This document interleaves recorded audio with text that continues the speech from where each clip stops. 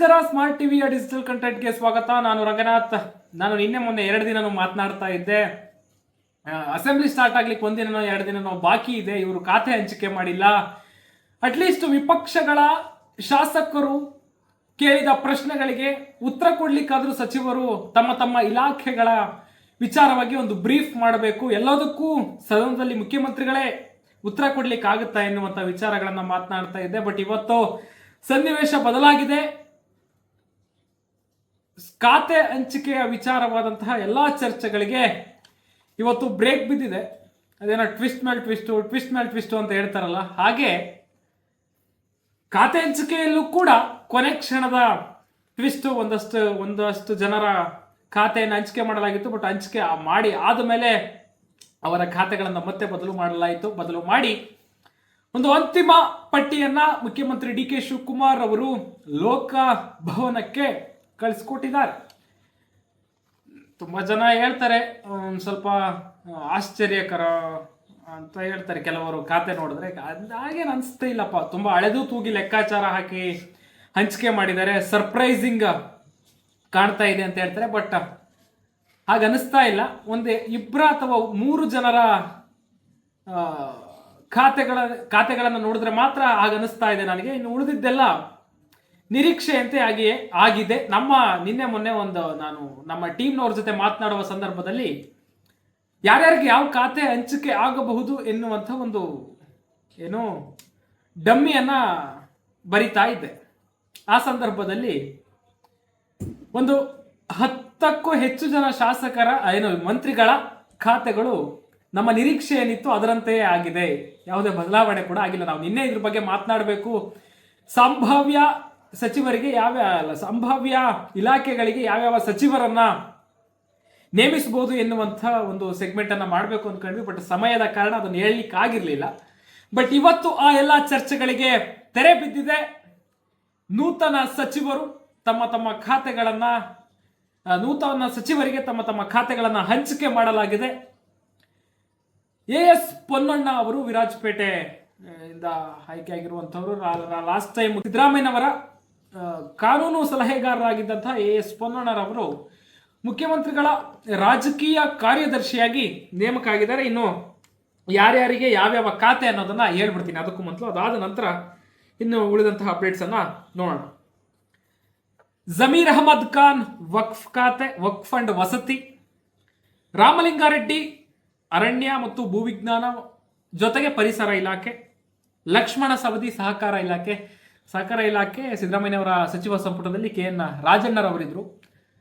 ಅವರ ರಾಜೀನಾಮೆ ಆದ ನಂತರ ಒಂದಷ್ಟು ತಿಂಗಳ ಕಾಲ ಅದು ಖಾಲಿ ಇತ್ತು. ಈಗ ಆ ಇಲಾಖೆಗೆ ಲಕ್ಷ್ಮಣ ಸವದಿ ಅವರು ನೇಮಕ ಆಗಿರುವಂಥದ್ದು. ಇನ್ನು ರುದ್ರಪ್ಪ ಲಮಾಣಿ ಅವರಿಗೆ ಉಪಸಭಾಪತಿಯಾಗಿದ್ದಂಥವರು. ಸಕ್ಕರೆ ಮತ್ತು ಜವಳಿ ಇಲಾಖೆಯನ್ನು ಕೊಡಲಾಗಿದೆ. KH ಮುನಿಯಪ್ಪರವರು ಕೊನೆಗೂ ಹಿಡಿದ ಪಟ್ಟನ್ನ ಬಿಡಲಾರದೆ ನನಗೆ ಆಹಾರ ಇಲಾಖೆ ಬೇಡ, ಸಮಾಜ ಕಲ್ಯಾಣ ಇಲಾಖೆಯನ್ನು ಕೊಡಿ ಅಂತ ಹೇಳ್ಬಿಟ್ಟು ಬಹಳ ಪಟ್ಟನ್ನ ಹಿಡಿದಿದ್ರು. ಅದರಂತೆ ಅವರ ಇಚ್ಛೆಯಂತೆ ಅವರಿಗೆ ಸಮಾಜ ಕಲ್ಯಾಣ ಇಲಾಖೆ ಸಿಕ್ಕಿದೆ. ಇದು ನಿರೀಕ್ಷೆಯಂತೆ ಶಿವರಾಜ್ ತಂಗಡಿಗೆ ಅವರಿಗೆ ಹಿಂದುಳಿದ ವರ್ಗಗಳ ಕಲ್ಯಾಣ ಇಲಾಖೆ ಮತ್ತು ಕನ್ನಡ ಮತ್ತು ಸಂಸ್ಕೃತಿ ಇಲಾಖೆಯನ್ನ ಕೊಟ್ಟಿದ್ದಾರೆ. UT ಖಾದರ್ ಅವರಿಗೆ ಅಲ್ಪಸಂಖ್ಯಾತರ ಕಲ್ಯಾಣ, ಹಜ್ ಮತ್ತು ವಕ್ಫ್, ಅದರ ಜೊತೆಗೆ ಆರೋಗ್ಯ ಹಾಗೂ ಕುಟುಂಬ ಕಲ್ಯಾಣ. ಅವರಿಗೆ ಆರೋಗ್ಯ ಮಾತ್ರ ಇತ್ತು, ಇವತ್ತು ಆಡ್ ಮಾಡಿದ್ದಾರೆ.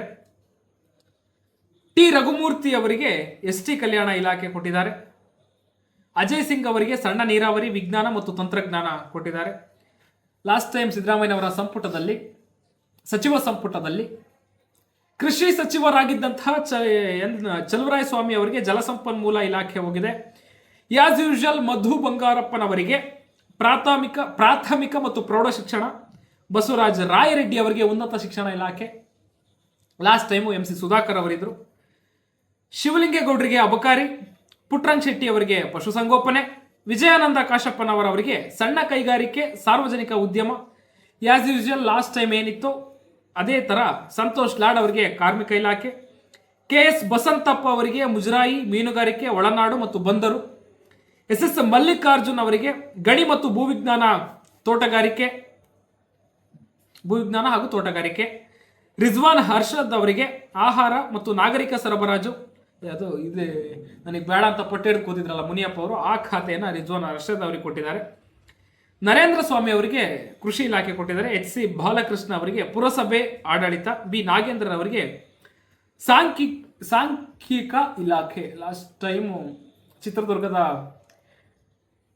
ದಿವಂಗತ ಡಿ ಸುಧಾಕರ್ ಅವರಿದ್ರು.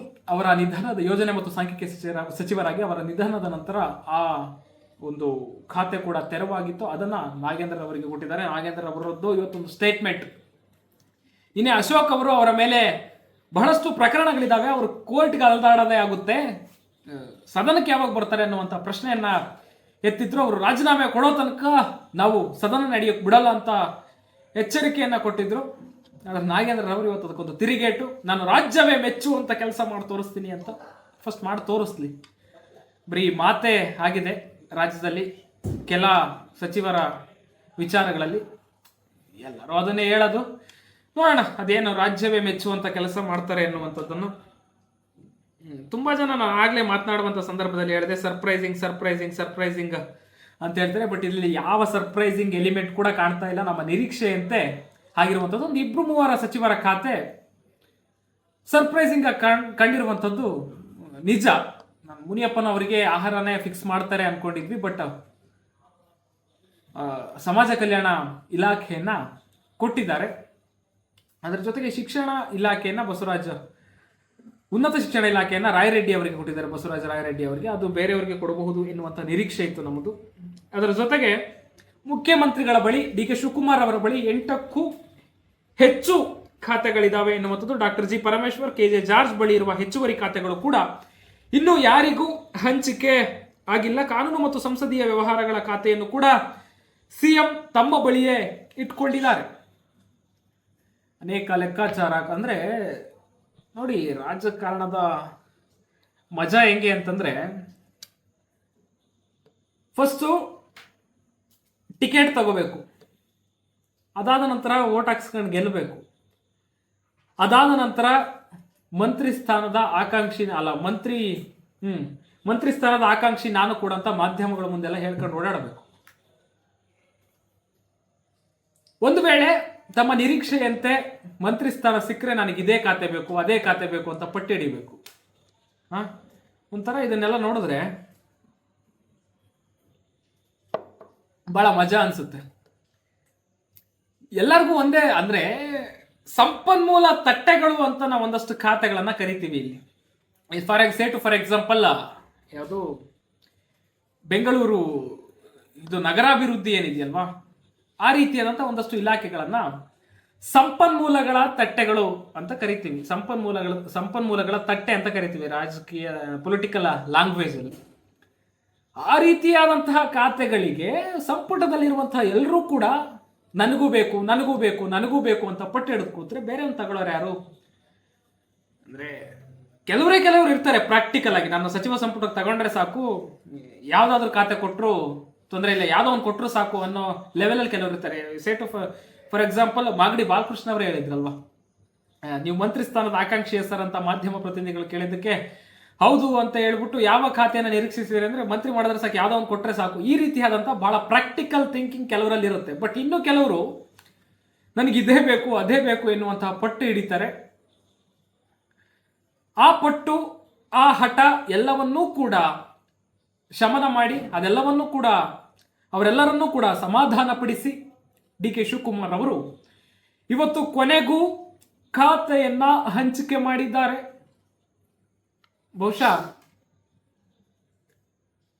ಇನ್ನು ಅಸಮಾಧಾನಗಳು ಕೂಡ ಅಂದ್ರೆ ಇಂಟರ್ನಲ್ಲಿ ಆಗ್ತಾ ಇರ್ತವೆ, ಬಟ್ ಅವು ಹೊರಗಡೆ ಬರಲ್ಲ. ಹೊರಗಡೆ ಬಂದರೂ ಕೂಡ ಸಂಪೂರ್ಣವಾಗಿ ಏನೇನು ಭಿನ್ನಾಭಿಪ್ರಾಯಗಳಿದಾವೆ, ಮಾತುಕತೆಗಳಾಗಿದ್ದಾವೆ ಅನ್ನುವಂಥದ್ದು ಬರಲ್ಲ. ಬಟ್ ಇಂಟರ್ನಲ್ಲಿ ಒಂದಷ್ಟು ಇಂಟ್ರೆಸ್ಟೆಡ್ ಥಿಂಗ್ಸ್ ಇರುತ್ತೆ. ನನಗೆ ಈ ಖಾತೆ ಬೇಕಿತ್ತು, ಸಿಗಲಿಲ್ಲ, ಅದು ಇದು, ಆ ರೀತಿಯಾದಂತಹ ಒಂದಷ್ಟು ಮಾತುಕತೆಗಳು ಆಗ್ತಾ ಇರ್ತವೆ ಅನ್ಕೊಂಡಿದ್ದೀನಿ. ಅದು ಇವತ್ತು ನಾಳೆ ಅದಕ್ಕೂ ಕೂಡ ತೆರೆ ಬೀಳುತ್ತೆ. ಇನ್ನು ಅಸೆಂಬ್ಲಿ ಸ್ಟಾರ್ಟ್ ಆಗುತ್ತೆ. ಅಸೆಂಬ್ಲಿಯಲ್ಲಿ I think if I am not wrong, assembly ಪ್ರಾರಂಭ ಆದ ದಿನ ಅಗಲಿದಂತಹ ಗಣ್ಯರಿಗೆ ಒಂದು ಸಂತಾಪ ಸೂಚಿಸ್ತಾರೆ. ಅದಾದ ನಂತರ ಆಗಸ್ಟ್ 14ರಂದು 2ನೆಯ ದಿನ ಸಭಾಪತಿ ಮತ್ತು ಸ್ಪೀಕರ್ ಹುದ್ದೆಗಳಿಗೆ ಚುನಾವಣೆ ನಡೆಯುತ್ತೆ ಅನ್ನೋದಕ್ಕಿಂತಲೂ ಅವಿರೋಧವಾಗಿ ಆಯ್ಕೆ ಆಗುತ್ತೆ ಅನ್ಕೊಳ್ತೀನಿ. ಯಾಕೆ ಅಂತಂದ್ರೆ ಬಿಜೆಪಿ ಮತ್ತು JDS ಇಬ್ಬರು ಮೈತ್ರಿಯಲ್ಲಿದ್ದರೂ ಕೂಡ ಅಗತ್ಯ ಸಂಖ್ಯಾ ಬಲ ತಮ್ಮ ಬಳಿ ಇರದೇ ಇರೋ ಕಾರಣ ಅವರೇನೋ ಅಭ್ಯರ್ಥಿಗಳನ್ನ ಹಾಕಲ್ಲ ಅನ್ನೋ ರೀತಿಯಾಗಿ ಕಾಣ್ತಾ ಇದೆ. ಅಭ್ಯರ್ಥಿಗಳನ್ನ ಹಾಕದೇ ಇದ್ರೆ ಅವಿರೋಧವಾಗಿ ಆಯ್ಕೆ ಆಗುತ್ತೆ. ಐ ಥಿಂಕ್ ಕೊನೆ ಕ್ಷಣದಲ್ಲಿ ಇದು ಹೇಳಿದ್ನಲ್ಲ, ಟ್ವಿಸ್ಟ್ ಮೇಲೆ ಟ್ವಿಸ್ಟ್ ಅಂತ, ಆ ರೀತಿಯಾದಂಥ ಟ್ವಿಸ್ಟ್ ಏನೋ ಆಗದೇ ಇದ್ದರೆ ಒಂದು ವೇಳೆ ಸ್ಪೀಕರ್ ಆಗಿ GS ಪಾಟೀಲ್ ಅವರು ಮತ್ತು ಸಭಾಪತಿಯಾಗಿ ಯಾರು ಸಲೀಂ ಅಹಮದ್ ಅವರು ಆಗುವಂತ ಸಾಧ್ಯತೆ ಇದೆ. ಕೊನೆ ಕ್ಷಣದ ತನಕ ಯಾವುದೇ ಬದಲಾವಣೆಗಳ ಆಗದೇ ಇದ್ರೆ, ಒಂದು ವೇಳೆ ಬದಲಾವಣೆ ಆದರೆ ಬೇರೆ ಯಾರಿಗಾದರೂ ಕೊಡಬಹುದು, ಮಣೆ ಹಾಕಬಹುದು ಎನ್ನುವಂತಹ ನಿರೀಕ್ಷೆಗಳಿದ್ದಾವೆ. ಐ ಥಿಂಕ್ ನಾನು ಈಗಾಗಲೇ ಹೇಳಿದಂತೆ ವಿಪಕ್ಷಗಳಿಂದ ಏನು ಸ್ಪೀಕರ್ ಮತ್ತೆ ಸಭಾಪತಿ ಹುದ್ದೆಗಳಿಗೆ ಚುನಾವಣೆಗೆ ಸ್ಪರ್ಧಿಸಲ್ಲ ಅನ್ಸುತ್ತೆ. ಯಾಕೆ ಅಂತಂದ್ರೆ ಮೊನ್ನೆ ಯಾವುದೋ MLC ಎಲೆಕ್ಷನ್ ಆದಂತ ಸಂದರ್ಭದಲ್ಲಿ ಬಿಜೆಪಿ ಅವರು ತಮ್ಮ ಶಾಸಕರ ಹತ್ತಿರ ತಮ್ಮದೇ ಕ್ಯಾಂಡಿಡೇಟ್ಗಳಿಗೆ ವೋಟ್ ಹಾಕ್ಸ್ಕೊಳ್ಳಿಕ್ಕೆ ಆಗಲಿಲ್ಲ.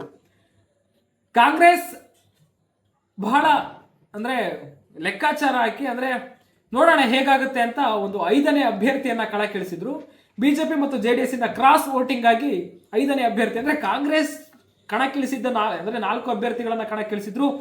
ಇವರೆಲ್ಲರಿಗೂ ಕೂಡ ನೀವೇ ಮತ ಹಾಕಬೇಕು, ಅಂದ್ರೆ ರೆಸಾರ್ಟ್ ಅಲ್ಲಿ ನೀವೇ ಮತ ಹಾಕಬೇಕು ಅಂತ ಹೇಳ್ಬಿಟ್ಟು ಅವ್ರಿಗೆಲ್ಲರಿಗೂ ಕೂಡ ಪೂರ್ವ ನಿಗದಿತವಾಗಿ ಒಂದು ಮಾಕ್ ವೋಟಿಂಗ್ ಆಗಿ ಅವರಿಗೆ ಸೂಚನೆಯನ್ನ ಕೊಡಲಾಗಿತ್ತು. 5ನೇ ಅಭ್ಯರ್ಥಿಗೆ ಐ ಥಿಂಕ್ 26 ಅಥವಾ 28 ಮತ, if I am not wrong, ಅಷ್ಟು ಮತಗಳು ಬೀಳಬಹುದು ಎನ್ನುವಂತ ಸಾಧ್ಯತೆ ಇತ್ತು. ಆದ್ರೆ ಬಿಜೆಪಿ ಮತ್ತು JDS ಪಕ್ಷಗಳ ಶಾಸಕರು ಕ್ರಾಸ್ ವೋಟಿಂಗ್ ಮಾಡಿಬಿಟ್ಟು 5ನೇ ಅಭ್ಯರ್ಥಿ ಎಲ್ಲರಿಗಿಂತಲೂ ಜಾಸ್ತಿ ವೋಟ್ ತಗೊಂಡ್ಬಿಟ್ರು. ಹಾಗಾಗಿ ಅಲ್ಲೇ ವೋಟ್ ಹಾಕ್ಸ್ಕೊಳಕ್ ಆಗ್ಲಿಲ್ಲ. ಇನ್ನು ಈ ಹುದ್ದೆಗಳಿಗೆ ಚುನಾವಣೆಗೆ ನಿಲ್ಲಿಸಿದ್ರೆ ಏನ್ ಬಂತು ಎನ್ನುವಂತ ಒಂದು ಲಾಜಿಕ್ಕು ಸಾಮಾನ್ಯ ನಿಲ್ಸಲ್ಲ ನನ್ನ ಪ್ರಕಾರ. ಬಟ್ ಕೊನೆ ಕ್ಷಣದಲ್ಲಿ ಏನಾದರೂ ಗೊತ್ತಿಲ್ಲ ಅದು ಹೇಗಾಗುತ್ತೆ ಅಂತ. ಇನ್ನು ನಾವು ಮುಂದಿನ ಸುದ್ದಿಗೆ ಹೋಗೋಣ. ಒಂದು ಅದೇ ಸಣ್ಣ ಅಪ್ಡೇಟ್, ಅದನ್ನು ಕ್ವಿಕ್ಕಾಗಿ ಮುಗಿಸ್ಬಿಡ್ತೀನಿ, ತುಂಬಾ ಏನು ಡ್ರ್ಯಾಗ್ ಮಾಡಲ್ಲ. ಕರ್ನಾಟಕ ಬಂದ್ಗೆ ಕನ್ನಡ ಪರ ಸಂಘಟನೆಗಳು ಕರೆಯನ್ನು ಕೊಟ್ಟಿದ್ವು. ಆ ಕರೆಗೆ ರೈತ ಪರ ಸಂಘಟನೆಗಳು ಕೂಡ ಸಂಪೂರ್ಣ ಬೆಂಬಲವನ್ನ ಕೊಟ್ಟಿರುವಂಥದ್ದು. ಕಾವೇರಿ ನೀರಿನ ವಿಚಾರವಾಗಿ ತಮಿಳುನಾಡಿನ ಕಿರಿಕಿರಿಯ ಕಾರಣ ನಿನ್ನೆ ಕೂಡ ನಾನು ಹೇಳ್ತಾ ಇದ್ದೆ, ನಮಗೆ ಇದರಲ್ಲಿ ಬರೀ ಬ್ಯಾಡ್ ನ್ಯೂಸೇ ಕೇಳೋದಾಗಿದೆ ಅಂತ. ಕರ್ನಾಟಕದ ಪಾಲಿಗೆ ನಿನ್ನೆದು ಒಂದು ಕೂಡ ಬ್ಯಾಡ್ ನ್ಯೂಸ್. ಪ್ರತಿದಿನ 12,000 ಕ್ಯೂಸೆಕ್ನಂತೆ ಮುಂದಿನ 15 ದಿನಗಳ ಕಾಲ ತಮಿಳುನಾಡಿಗೆ ನೀರು ಹರಿಸಬೇಕು ಎನ್ನುವಂಥದ್ದನ್ನ ಕಾವೇರಿ ನೀರು ನಿರ್ವಹಣಾ ಸಮಿತಿ ಒಂದು ಸೂಚನೆಯನ್ನ ಕೊಡ್ತು. ಮುಂಚೆನೆ ಅಂದ್ರೆ ಆಗಸ್ಟ್ 2ನೇ ತಾರೀಕೇನೋ ಪ್ರತಿದಿನ 15,000 ಏನೋ ಕ್ಯೂಸೆಕ್ ನೀರು ಹರಿಸಬೇಕು ಅಂತ ಏನೋ ಒಂದು ಮಾರ್ಗಸೂಚನೆಯನ್ನ ಕೊಟ್ಟಿತ್ತು. ಆಗ್ಲೇ ವಾಟಾಳ್ ನಾಗರಾಜ್ ಅವರು ಸೇರಿದಂತೆ ಕನ್ನಡ ಪರ ಸಂಘಟನೆಗಳು ಒಂದು ಬಂದ್ಗೆ ಕರೆ ನೀಡಿದ್ದವು. ಆ ಬಂದ್ಗೆ ರೈತ ಪರ ಸಂಘಟನೆಗಳು ಕೂಡ ಬೆಂಬಲವನ್ನ ವ್ಯಕ್ತಪಡಿಸಿದಾವೆ. ಬಂದ್ ಹೇಗಾಗುತ್ತೆ ಅನ್ನುವಂಥದ್ದನ್ನ ಕಾದು ನೋಡೋಣ ನಾಳೆ. ಅದರ ಜೊತೆಗೆ ಇನ್ನು ಪ್ರಜ್ವಲ್ ರೇವಣ್ಣರವರ ಬ್ಯಾರಕ್ನಲ್ಲಿ ಒಂದು ಮೊಬೈಲ್ ಸಿಕ್ಕಿದೆ. ಆ ವಿಚಾರವಾಗಿ ಇವತ್ತು ರಾಜ್ಯ ಗೃಹ ಸಚಿವ ಪ್ರಿಯಾಂಕ ಖರ್ಗೆ ಅವರಿಗೆ ಮಾಧ್ಯಮದವರು ಪ್ರಶ್ನೆ ಕೇಳಿದಂತ ಸಂದರ್ಭದಲ್ಲಿ, ನಾನು ಕಳೆದ ಬಾರಿ ಜೈಲಿಗೆ ಅಂದ್ರೆ ಕಾರಾಗೃಹಕ್ಕೆ ಹೋದಂತ ಸಂದರ್ಭದಲ್ಲಿ ಅಲ್ಲಿನ ಕೆಲ ಲೋಪಗಳು ಕಂಡು ಬಂದಿದ್ದವು. ಆ ಹಿನ್ನೆಲೆಯಲ್ಲಿ ಮುಖ್ಯಮಂತ್ರಿಗಳ ಅನುಮತಿ ಪಡೆದು ನಾನೇ ರೈಡ್ ಮಾಡಿಸಿದ್ದು ಎನ್ನುವಂತಹ ಸ್ಪಷ್ಟನೆಯನ್ನ ಕೊಟ್ಟರು. ಈ ಲೋಪಗಳನ್ನ ಎಸಗಲಿಕ್ಕೆ ಸಹಕಾರ ಕೊಟ್ಟಂತಹ ಎಲ್ಲ ಅಧಿಕಾರಿಗಳ ವಿರುದ್ಧ ಕ್ರಮ ಜರುಗಿಸ್ತೀವಿ ಎನ್ನುವಂತಹ ಮಾತುಗಳನ್ನ ಕೂಡ ಹೇಳಿದಂಥದ್ದು. ಇನ್ನು ನಾವು ಒಂದು ನ್ಯಾಷನಲ್ ಅಪ್ಡೇಟ್ಸ್ ಕಡೆ ಹೋಗೋಣ. ನಾನು ನಿನ್ನೆ ಮಾತನಾಡ್ತಾ ಇದ್ದೆ, 150 ವರ್ಷಗಳು ತುಂಬುತ್ತಿರುವ ಈ ಶುಭ ಸಂದರ್ಭದಲ್ಲಿ ಒಂದೇ ಮಾತರಂಗೆ ರಾಷ್ಟ್ರಗೀತೆ ಜನಗಣ ಮನದಂತೆಯೇ ರಾಷ್ಟ್ರೀಯ ಗೀತೆಗೆ ಒಂದೇ ಮಾತರಂಗೆ ಅಷ್ಟೇ ಸಮಾನ ಗೌರವವನ್ನು ಕೊಡಲಿಕ್ಕೆ ಕೇಂದ್ರ ಸರ್ಕಾರ ನಿರ್ಧರಿಸಿದೆ.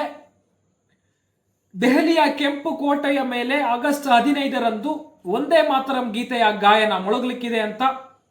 ಜುಲೈ 30ರಂದು ಒಂದು ಮಸೂದೆಯನ್ನ ತರಲಾಗಿತ್ತು. ಆ ಮಸೂದೆ ಪಾಸ್ ಆಗಿತ್ತು. ಅದಕ್ಕೆ ದ್ರೌಪದಿ ಮುರ್ಮು ಅವರು, ರಾಷ್ಟ್ರಪತಿಯವರು ಅಂಕಿತವನ್ನ ಕೊಟ್ಟಿದ್ದಾರೆ. ಅದು ಇವತ್ತು ಕಾನೂನು ಆಗಿದೆ.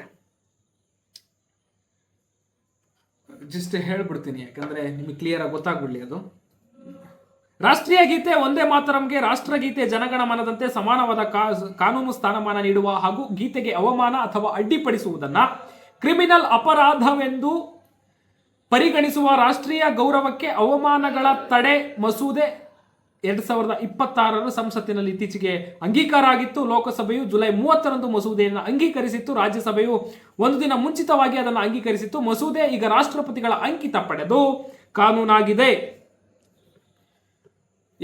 ಅಂದ್ರೆ ಈ ಗೀತೆಗೆ ಅವಮಾನ ಮಾಡುವಂಥದ್ದಾಗಿರ್ಬೋದು, ಅಡ್ಡಿಪಡಿಸುವಂಥದ್ದಾಗಿರ್ಬೋದು, ಈ ರೀತಿಯಾದಂತಹ ನಡೆಗಳನ್ನ ತೋರಿಸಿದಲ್ಲಿ ಅವರ ವಿರುದ್ಧ ಕಟ್ಟುನಿಟ್ಟಿನ ಕ್ರಮ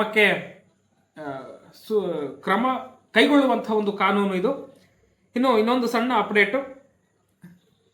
ನೀಟ್ ಪ್ರಶ್ನೆ ಪತ್ರಿಕೆ ಸೋರಿಕೆಯಾದ ಬಳಿಕ ಕಾಕ್ರೋಚ್ ಜನತಾ ಪಾರ್ಟಿ ಪ್ರತಿಭಟನೆಯನ್ನ ಪ್ರತಿಭಟನೆ ಮಾಡಿದ ಬಳಿಕ ಲೋಕಸಭೆಯಲ್ಲಿ ವಿಪಕ್ಷಗಳು ಅಮಿತ್ ಶಾ ಅವರು ಉತ್ತರ ಕೊಡಬೇಕು ಅನ್ನುವಂತಹ ಒಂದು ಆಗ್ರಹವನ್ನು ಇಟ್ಟಿದ್ರು. ಅದು ಎಲ್ಲಿಯವರೆಗೆ ಅಂತಂದ್ರೆ, ಎಐಸಿಸಿ ಅಧ್ಯಕ್ಷ ಮಲ್ಲಿಕಾರ್ಜುನ ಖರ್ಗೆ ಅವರು ಅಮಿತ್ ಶಾ ಅವರನ್ನ ಕರೆದು ತಂದು ಹೊರಗೆ ನಿಲ್ಲಿಸ್ತೀವಿ, ಜನಗಳ ಬಳಿ ನಿಲ್ಲಿಸ್ತೀವಿ ಅನ್ನುವಂತಹ ಹೇಳಿಕೆಯವರೆಗೂ ಕೂಡ ಆಗ್ರಹ ಇತ್ತು. ಆ ಆಗ್ರಹಕ್ಕೆ ಅಮಿತ್ ಶಾ ಅವರು ಇವತ್ತು ಫೈನಲಿ ರೆಸ್ಪಾನ್ಸ್ ಅನ್ನ ಮಾಡಿದ್ದಾರೆ. ವಿಪಕ್ಷಗಳು ಕೇಳುವಂತಹ ಎಲ್ಲ ಪ್ರಶ್ನೆಗಳಿಗೆ ಉತ್ತರ ಕೊಡಲಿಕ್ಕೆ ನಾವು ಸಿದ್ಧ ಎನ್ನುವಂಥ ಹೇಳಿಕೆಯನ್ನು ಕೂಡ ಹೊರಡಿಸಿರುವಂಥದ್ದು. ಜೊತೆಗೆ ಅನೇಕ ಕಾಂಗ್ರೆಸ್ ಸಂಸದರ, ಕಾಂಗ್ರೆಸ್ ನಾಯಕರ ಹೇಳಿಕೆಗಳಿದ್ದಾವೆ. ಅವೆಲ್ಲವನ್ನು ಕೂಡ ನಾನು ಹೇಳಲಿಕ್ಕೆ ಹೋಗಲ್ಲ, ತುಂಬ ಡ್ರ್ಯಾಗ್ ಆಗ್ತಾ ಹೋಗುತ್ತೆ. ಬಹುಶಃ ಅಮಿತ್ ಶಾ ಅವರು ಇಷ್ಟು ದಿನ ಮೌನವಾಗಿರೋದಕ್ಕೆ ಕಾರಣ ಏನು ಎನ್ನುವಂಥದ್ದು ನಾನು ಸಡನ್ ಕ್ವಿಕ್ ಆಗಿ ಹೇಳಿ ಮುಗಿಸ್ಬಿಡ್ತೀನಿ. ನೀಟ್ ಪ್ರಶ್ನೆ ಪತ್ರಿಕೆ ಸೋರಿಕೆ ಪ್ರಕರಣದ ವಿರುದ್ಧ ದೆಹಲಿಯಲ್ಲಿ ನಡೆದ ಪ್ರತಿಭಟನೆ ವೇಳೆ ವಿದ್ಯಾರ್ಥಿಗಳ ಮೇಲೆ ಪೊಲೀಸರ ಕಠಿಣ ಕ್ರಮದ ಬಗ್ಗೆ ಸ್ಪಷ್ಟನೆ ನೀಡಬೇಕೆಂಬ ವಿಪಕ್ಷಗಳ ಒತ್ತಾಯಕ್ಕೆ ಉತ್ತರ ಕೊಡಲು ಅಮಿತ್ ಶಾ ಸಿದ್ಧವಿರುವುದಾಗಿ ಹೇಳಿದ್ದಾರೆ. ವಿದ್ಯಾರ್ಥಿ ಪ್ರತಿಭಟನೆ ನಡೆದ 20 ದಿನಗಳ ಬಳಿಕ ಸಂಸತ್ತಿನ ಆವರಣದಲ್ಲಿ ಪ್ರತ್ಯಕ್ಷರಾದ ಅಮಿತ್ ಶಾ ಅವರು ನೀಟ್ ಪ್ರಶ್ನೆ ಪತ್ರಿಕೆ ಸೋರಿಕೆ ಹಾಗೂ ದೆಹಲಿಯ ಜಂತರ್ ಮಂತರ್ ಪ್ರತಿಭಟನೆ ವೇಳೆ ವಿದ್ಯಾರ್ಥಿಗಳ ಮೇಲೆ ಪೊಲೀಸರ ಕ್ರಮದ ಕುರಿತು ಪ್ರತಿಕ್ರಿಯೆಯನ್ನ ನೀಡಿರುವಂತದ್ದು. ಸಂಸತ್ ಕಲಾಪದಲ್ಲಿ ನಿರಂತರ ಗದ್ದಲ ಮತ್ತು ಮುಂದೂಡಿಕೆಯ ನಡುವೆ ಕೇಂದ್ರ ಗೃಹ ಸಚಿವ ಅಮಿತ್ ಶಾ ಅವರು ಲೋಕಸಭಾ ಸ್ಪೀಕರ್ ಓಂ ಬಿರ್ಲಾ ಅವರಿಗೆ ಪತ್ರ ಬರೆದಿದ್ದು, ನೀಟ್ ಪರೀಕ್ಷೆಯಲ್ಲಿನ ಅಕ್ರಮಗಳ ಆರೋಪದ ಕುರಿತು ಸದನದಲ್ಲಿ ಚರ್ಚೆಗೆ ಅವಕಾಶ ಕಲ್ಪಿಸುವಂತೆ ಮನವಿ ಮಾಡಿದ್ದಾರೆ. ಈ ವಿಚಾರದಲ್ಲಿ ಸರ್ಕಾರ ಚರ್ಚೆಗೆ ಸಂಪೂರ್ಣ ಸಿದ್ಧವಿದ್ದು ಪ್ರತಿಪಕ್ಷದ ನಾಯಕರೊಂದಿಗೆ ಸಮಾಲೋಚಿಸಿ ಚರ್ಚೆಗೆ ಸೂಕ್ತ ವ್ಯವಸ್ಥೆ ಮಾಡಿಕೊಡುವಂತೆ ಸ್ಪೀಕರ್ ಅವರಿಗೆ ಮನವಿಯನ್ನ ಮಾಡಿದ್ದಾರೆ. ಇನ್ನು ಇತ್ಯಾದಿ ಮಾತನಾಡಿದ್ದಾರೆ. ಅದೆಲ್ಲವನ್ನು ಕೂಡ ಹೇಳ್ತಾ ಹೋಗಲ್ಲ, ಸಮಯ ಆಗ್ತಾ ಬಂತು. ಇದರೊಂದಿಗೆ ಇವತ್ತಿನ ಪ್ರೈಮ್ ಸೆಗ್ಮೆಂಟ್ ಮುಗಿಸ್ತಾ ಇದ್ದೇನೆ. ಮತ್ತಷ್ಟು ವೈವಿಧ್ಯಮಯ ಸುದ್ದಿಗಳಿಗಾಗಿ ನೋಡ್ತಾ ಇರಿ ಸ್ಮಾರ್ಟ್ ಟಿವಿ.